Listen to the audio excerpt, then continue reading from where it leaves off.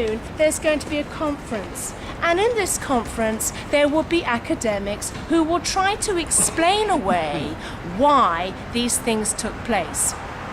But to date, there has been no letter of apology to, for example, the Holocaust survivors who have been falsely accused.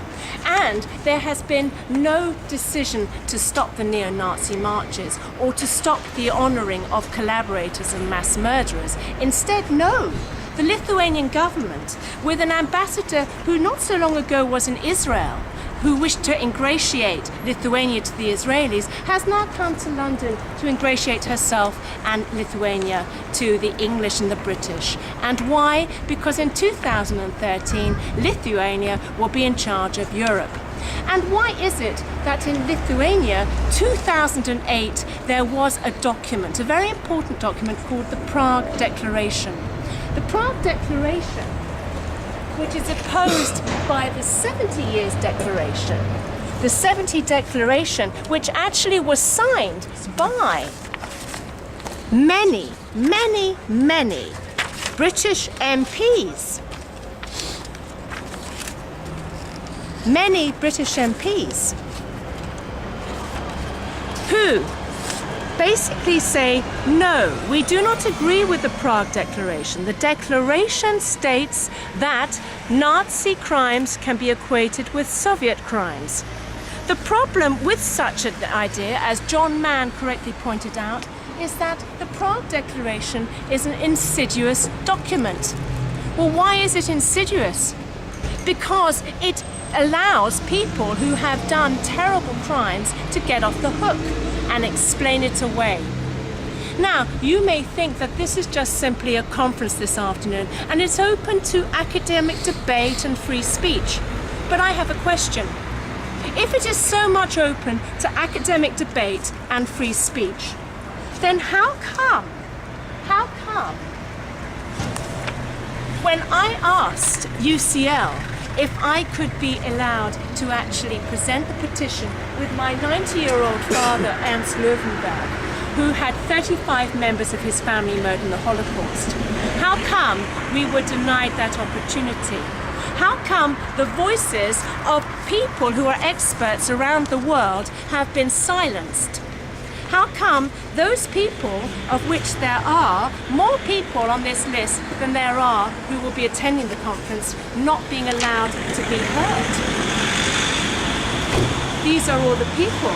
We have all kinds of scholars from different academic institutions in England. We also have in Germany, in Romania, in other countries, in the States, in Poland. We even have a lady here who got an award, a large gold medal from the Polish government.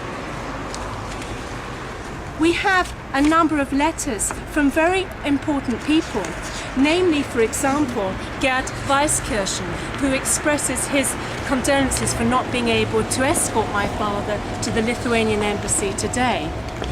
Professor Gerd Weiskirchen is a German politician who has opposed and agrees with all points within this particular document that we have created. There are also letters from Dr. Hans Koppe. Dr. Hans Koppe is a well-known German historian and also the son of the famous Koppes, Hans and Hilda, who were murdered by the Nazis. We also have letters from Bud Margolis, the cousin of Rachel Margolis, asking for why the Lithuanian government have not decided to clear her name and give her a letter of apology before this conference. It should be noted that I have received no response whatsoever to my request to have her write an apology, the ambassador here write an apology to Rachel. Has not done that. And we also have a letter here from David Purkur, who is a former UCL student and also the child of Holocaust survivors, who is protesting against the fact that UCL, a great British institution, should decide to allow the machinations of a right-wing extremist Baltic government decide to take grip over their university and not allow free speech.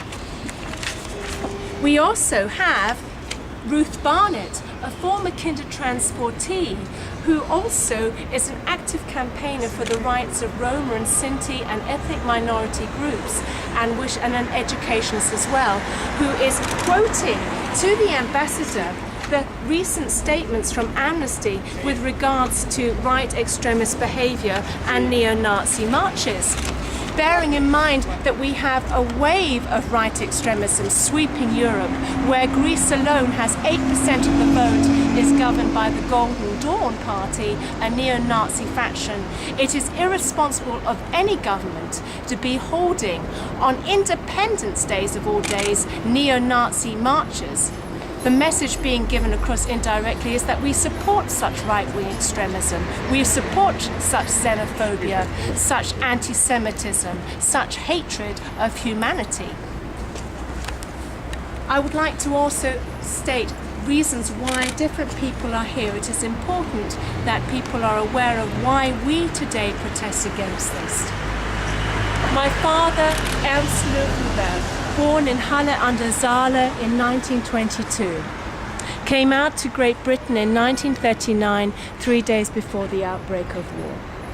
He stands here today to tell the Lithuanian government and also Europe and the European Council to reappraise what they have been deciding with regards to catapulting the Prague Declaration into our midst, because we're seeing the consequences of that action now, as we are also seeing the consequences of the Conservative alliance with the Latvian MEP Robert Zilla in 2009, a summer Valentine's Day, 14th of July.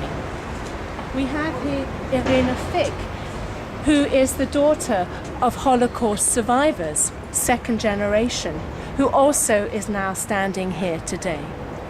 We have Rosemary Lowenberg, who is the wife of Ernest and my mother.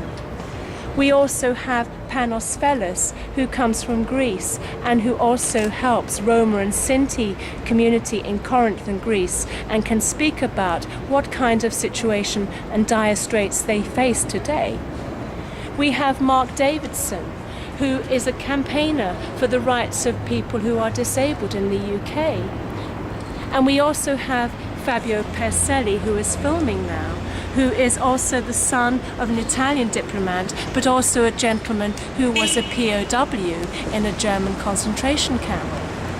We are all representing, in some respects, those groups, the people who were the victims of right-wing extremism, of people who denied their crimes and thought that they could wash away what they had done, people who felt that they could, through all kinds of means, through all kinds of conferences and forms of propaganda and glittering events, excuse the inexcusable.